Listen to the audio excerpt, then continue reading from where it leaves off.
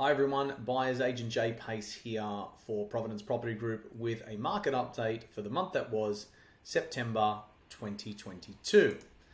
So let's get into it. Our update today on Queensland Land Tax has been cancelled. Why has it been cancelled? Because the Queensland government has shelved the changes to the land tax after the Premier met with interstate leaders last week. The decision comes after opposition from other states and territory governments, and Real Estate Institute of Queensland labelled the plan illogical, which is exactly what everyone else thought when they first read about it. When I did my last video, I did it in response to so many client calls about this, and I kept telling people, don't worry, I don't reckon this is actually going to get through the pub test properly. But what basically happened was last week, New South Wales Premier Dominic Perrottet said that his government would refuse to supply data to Queensland and help implement the tax. So we don't see it often anymore in this crazy world that we live in, people, but this is a win for common sense. Yay us. Okay, another recent development in Queensland, coincidentally, is that secondary dwellings such as granny flats can now be rented out to anyone. So you may or may not know this, but prior to this change, homeowners who had a secondary dwelling on their property, like a granny flat, were restricted to actually renting that property out specifically to family members only. These changes come as the Queensland government is struggling to provide people with more access to housing options. So now, if you've got land is probably going to be a more sought after commodity in Queensland, so that would push land values up a little bit more. And also people buying land now because of these changes to the tax laws is also going to put a bit of pressure on that for it to go up. So I think that is a win for Queensland at the moment. What else are we looking at here? The latest update from the Australian Bureau of Statistics show that the annual population change across Australian states and territories for the year ending the 31st of March 2022 is actually quite attractive for places like Queensland and Perth, which coincidentally we've been telling people to buy in for the past couple of years now. Queensland grew its interstate population movement to Queensland, and would be more specifically Brisbane, because these population numbers, I know they say New South Wales, Victoria, Queensland, they're talking about the states, but more specifically, the capital cities is where you're going to find the majority of migration for those particular states. It's going to be the capitals. So let's say Brisbane itself grew by about 53,984 people moving from different states and territories to Queensland. And then second place is, which is pretty big difference between the two actually, from first to second place, but it's WA, Western Australia, which has the lowest unemployment rates in Australia at the moment. They're actually struggling to find property to house all of these workers. 9,571 people moved there over the course of the calendar year ending 31st of March 2022, which I think is pretty interesting. So anyway, I don't know how that got there. This is just a video that we published in late 2018, 2 years before the Brisbane market boomed, on the key indicators for imminent growth. I'll leave a link in the description below.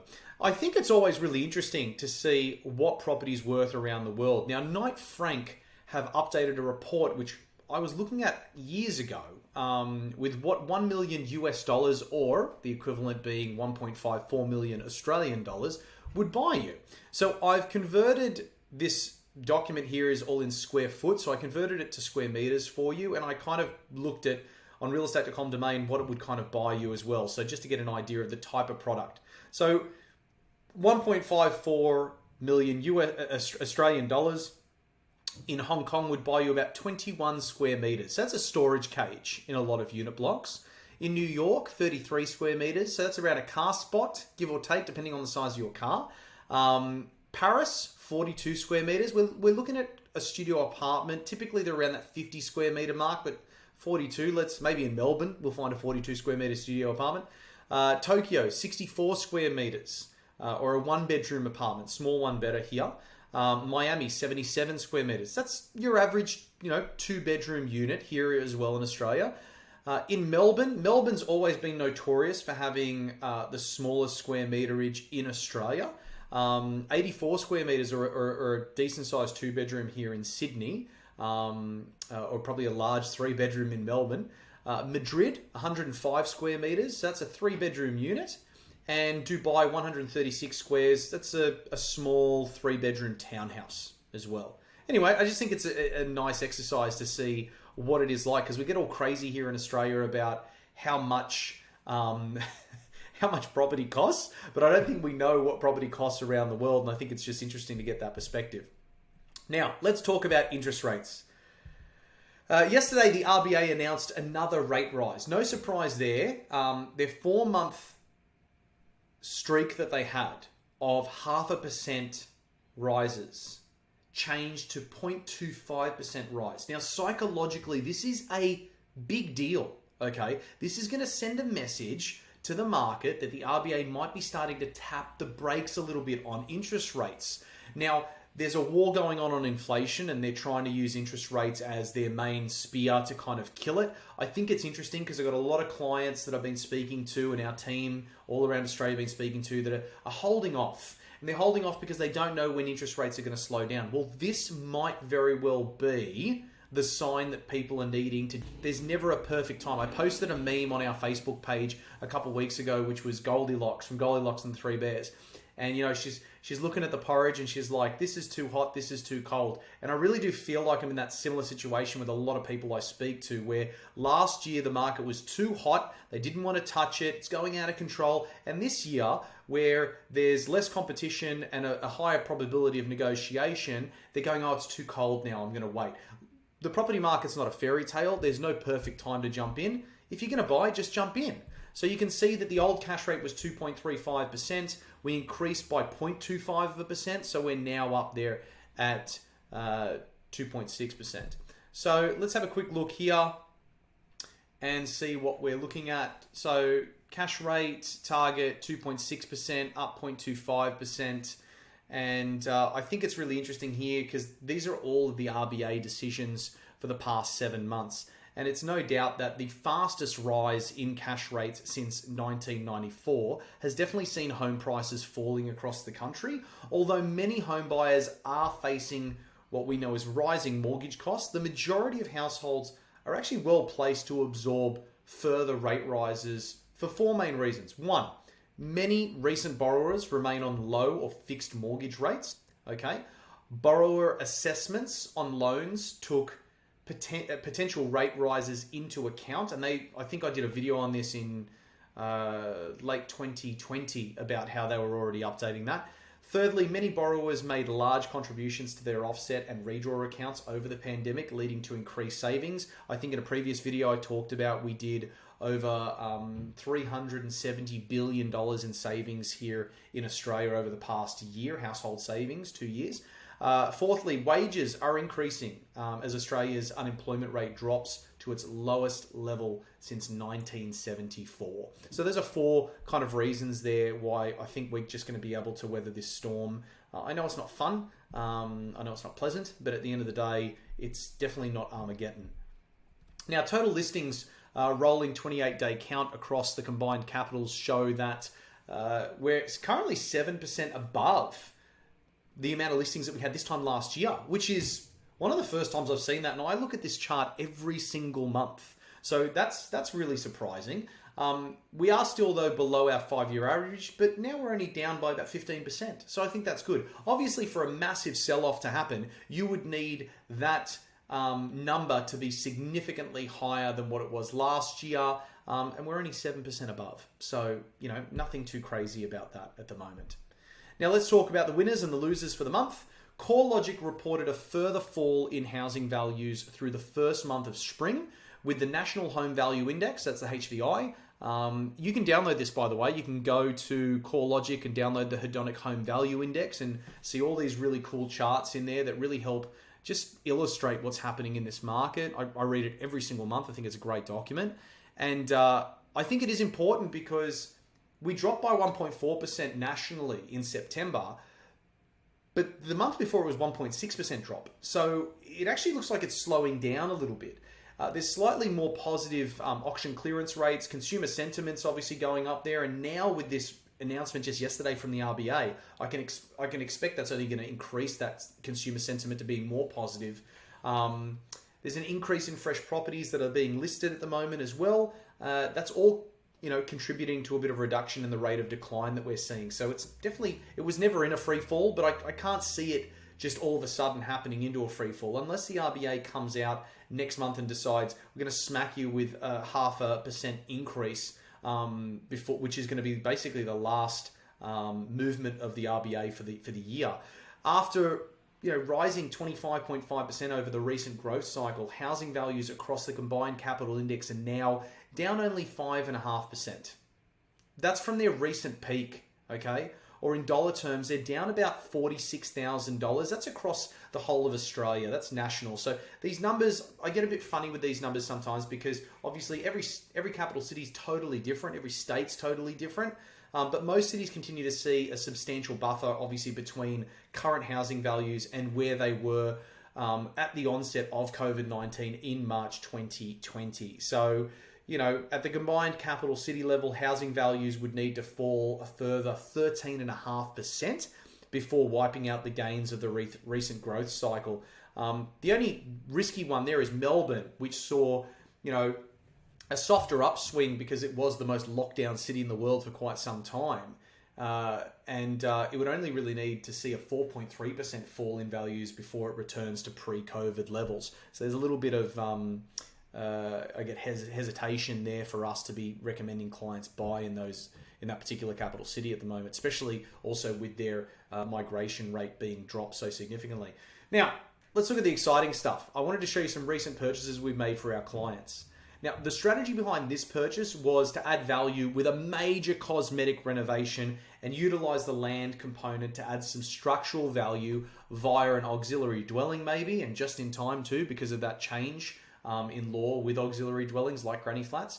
The property that we got here could definitely be rented as is, but I can say a little bit of love would definitely go into creating some big value for this property. So the property was listed by an agent who we know always quotes low, okay? Which is wrong. It's illegal. You're not supposed to do it, but this is just what some people do, and you get used to it in the market. I know clients that they recognize agents and they're like, oh, that person always underquotes.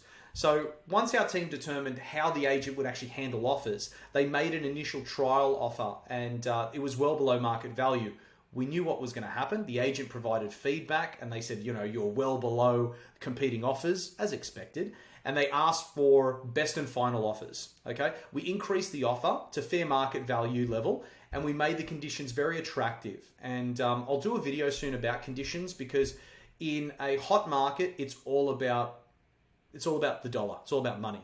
In a not so hot market, it's more about conditions actually and terms. And a lot of people don't understand how you can use those terms. One example is just a leaseback period, especially if you're an investor. Investors don't need to move into the property that they're buying. So you can actually do a leaseback period off at that. And believe me, even if the offer that you're competing with is $10, $15, even $20,000 more, at the end of the day, uprooting your family, moving to a property that you're going to rent out for maybe 3 or 6 months while you wait for the settlement to receive all your cash and then start looking for a new home yourself because you just sold one, and then moving the family again, for some people that's worth 20 grand. They would rather not move and stay in their home, not move the kids, not move the family, etc., and just take it a lot slower. Anxiety is a huge thing now, which a lot of people talk about. A lot of the companies we present to, they've got a big thing on mental health. So obviously it must be affecting a lot of people. And anxiety of having to move and things like that, for some people it's worth the money. So that's just one condition, by the way, that you could use. We successfully secured the property for a similar price to 2 other offers that had inferior conditions. So I was really happy with that. The property was secured by one of our local award-winning and single buyer's agents in Brisbane, Guy Smith. This house is well maintained with a functional layout. It sits on 607 square meters. That's a regularly shaped level block in a wide street. So it ticked all the boxes for us. It has a north-facing rear yard and it's within 500 meters of a huge reserve and bike walk paths. Very high land to house ratio. And this is something I think too many people ignore. So this was actually 85% land, 15% house. okay, which was very attractive to us. 2.5 kilometres from the largest Westfield shopping centre in Queensland, very popular family suburb. The property's just under 8 kilometres north of Brisbane CBD. Now, an equivalent suburb in Sydney would probably be 5 Dock, which is actually about 1.5 kilometres further away than what this property is in regards to distance from the CBD. The median house price in 5 Dock is $2.53 million and a rental yield of only 1.8%. So let's compare the two here. So we purchased this property at $1.3 million. Not the cheapest, because the median house price in Brisbane's just under $900,000. So you can see this was obviously in a more premium suburb at $1.3 million.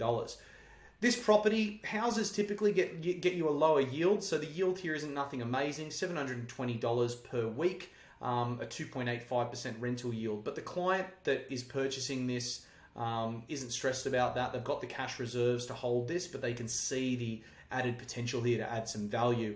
As I said, compared that to 5 Dock here in Sydney, $2.53 million, $875 per week, or a 1.8% rental yield. So I think, yeah, pretty impressive purchase.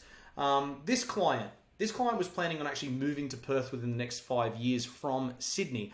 Like us, they definitely believe that the market is going to get much more expensive. So they wanted to set themselves up with a home that they could rent out until they decided to move there. They were on a tighter budget, $500K. Okay, so it wasn't a massive budget. Median house price in Perth is around $580,000. The client loves the beach, but they know that they couldn't get anything on the East Coast that really met their criteria unless they wanted to go major regional. We located a property that was actually leased to the Defence Department here. So it wasn't defence housing. It was a private property that was leased to a Defence Department. And upon the end of their lease, the property was recarpeted and repainted. We got this for $510,000 and we rented it for $550,000 per week. We are confident that this property would easily sell for just over $600K. So we definitely believe we got it below market value. The property is in a great location. You can see there, really nice image, only 800 meters to the beach and the coffee strip. It's about 38 kilometers from Perth CBD, so it's not very far away. And again, just like Sydney, Melbourne, etc., there's CBDs outside of the CBD. Just like in Sydney, we've got Parramatta, you've got Chatswood, etc. You've got different CBDs, Rouse Hill, etc. So there's CBDs that are actually a lot closer than the 38 kilometers to this, but I like to measure things to the main CBD. Now, it's an equivalent distance to probably Schofields here in Sydney, where I live in Sydney, Australia. And the median house price is $1,150,000 in Schofields with a whopping 2.74% rental yield. So let's just compare the two. $510K purchase price in Perth, $550 per week, 5.6% rental yield, pretty attractive, versus $1.15 million in Schofield, Sydney, $650 per week, 2.74% rental yield. These comparisons are, they're very easy to understand. We purchased this just last week as well. This was a set and forget yield play. I wanted to use this example for a few reasons. One of the reasons was it really does show off the importance of using a buyer's agent, somebody that has the experience in purchasing properties all over Australia. And this was an off-market property with a mortgagee in possession. So two things here. First of all, it's off-market, so we found out about it because we got a call from an agent who knows us, and we bought quite a few properties. They know we've got qualified clients that are good to go, no mucking around. Okay, so that's the first thing. So our relationships really did help us there. The second thing is it's a mortgagee in possession. So I'm going to talk about that in a moment. It was tenanted, and it actually needed a complete exit with a thorough, clean, to retain the tenant's bond. So we knew it was going to be spick and span before we bought it. The mortgagee wanted to go to market. Okay. Now we had our offer ready to go, and we did our building and electrical inspections before the property actually even hit the market because of our relationship with the real estate agent. Okay. Mortgagee and possession contracts can be very daunting to a novice buyer, and they are about 1.5 inches thick. And general condition rights and most of the protection clauses are actually removed protecting the buyer. So it becomes a little bit more daunting, and even the novice conveyancer would usually recommend against it, purchasing a property like this. Now, after 2 opens, and obviously people being scared of that mortgagee in possession, the property was really lovely too. We purchased the property at $680,000, and that was about $30,000 below market value. We'll receive about $600 in rent. The property is 15 kilometers north of Perth CBD, so it's not very far at all. It's the equivalent distance to probably Eastwood here in Sydney, where I am, where the median house price is $2.25 million, returning a 1.64% rental yield. Here, as I said, 680, 700 per week, 5.35% yield versus $2.55 million, $730 per week. I don't know why I wrote $73,000 per week. 1.64% rental yield.